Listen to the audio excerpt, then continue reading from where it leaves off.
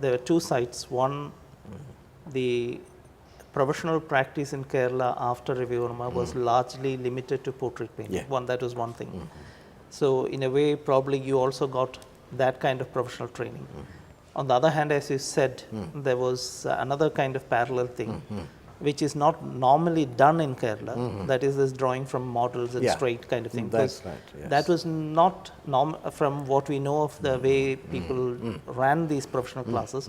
It is usually this freehand designing and portrait. Yeah. There were two things, but this idea of drawing from life was not a very common thing. But you seems to have done that, which we see in your early drawings. That's right. Yes. So when you went to Santiniketan, probably there were already you had part of the training there, so it gave you a headway in some sense. But it also gave you another kind of professional training, because that should have been quite different, because portrait painting didn't really matter very much. Of course, later on you went into portraiture as a sculptor, but that was not the main professional kind of work that artists did, and that was not the main professional training. But we thought about an artist doing independent work, individual creativity and things like that. So was it very smooth to move from one kind of professional training to another kind of professional training with other values? See, the kind of studies or the kind of training that I had, that really made me feel that, okay, I'm qualified enough to go for further studies and to an art college, and that, after exploring which are the kind of schools, and then you'll end up, you chose to be in, Santiniketan. And so what happens is that there also, I didn't know what would be the kind of trainings and all. We had no idea about how the classes or who are the kind of teachers going to be. And there also I realized that, because I never, the 2 years that you do the integrated course of the first 2 years, you are getting exposed to various, you are working under one teacher for a month, and then you shift to another, and sometimes it could be graphics to craft to sculpting to paintings and things like that. So I felt that this, so far what you understand as a painter or what you want yourself to be, you went to the professional course to become a painter. But this exposure to the other mediums and other approaches of the other artists, because most of the artists, they're also working. I think that really gave me chances to decide on what exactly you want to really do later, you see. So now it's a question of, I remember what I enjoyed those days as a beginner, that it was the woodcuts, making woodcuts and graphics, because even though it is an indirect process, because for the first time you are working with a tool.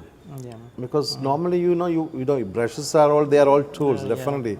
But here you have a chance to sort of to make a real wound on the physical engagement of that materials, woodcuts. That I really enjoyed, and knowingly or unknowingly, some of the works that I did those time, your woodcuts were quite interesting. Very. I also enjoyed, and some of the teachers also could understand that it has certain qualities, inherent qualities of a woodcut.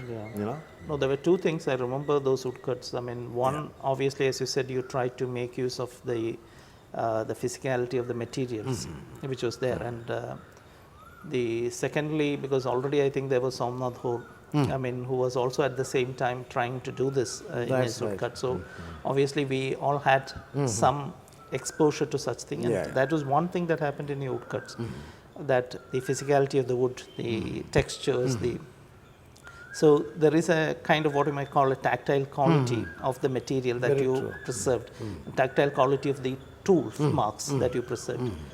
But there was also this whole thing that many of your forms that you did had a certain sculptural quality, a sense of volume, a sense of thing. That was another aspect in some of the woodcuts that you did, which was kind of thing.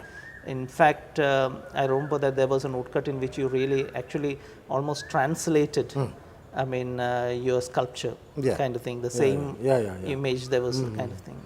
So I think there were these two things. Slowly you were gravitating towards sculpture in some sense through, I mean, graphics was probably, woodcut was probably one of the mediums where this happened.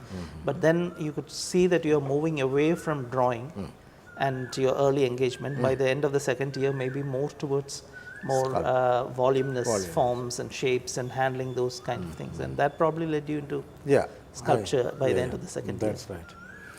See, what was happening was that, you know, because when you do drawing, it's you are really dealing with a kind of a pictorial space. And, you know, some of the sculptures that you started, because I never did sculptures as such before. So some of those forms that I started with were very geometrical. And like sometime, you know, I did one sphere and then dissecting into some two hemispheres and some of the conical forms and this and that. More, even though the kind of handling had certain what you call it, organic quality, but never, it was all restricted to the geometric ones. And initially, those were, you know, the first spaces that was really existing in real space. So when I took to, again, like what you said, you know, it's, you know, that the early drawings or early woodcuts, that I wanted again to create a kind of a real space environment in the pictorial space. That, you know, that, they are independent three-dimensional forms representing in the real space. So the tendency of parting from that pictorial thing was obviously happening with my, you know, two-dimensional works. And I think I understood that I would probably work doing things more in the real space than, you know, I think that led me to continue to be making more sculptural forms. Yes, that's right.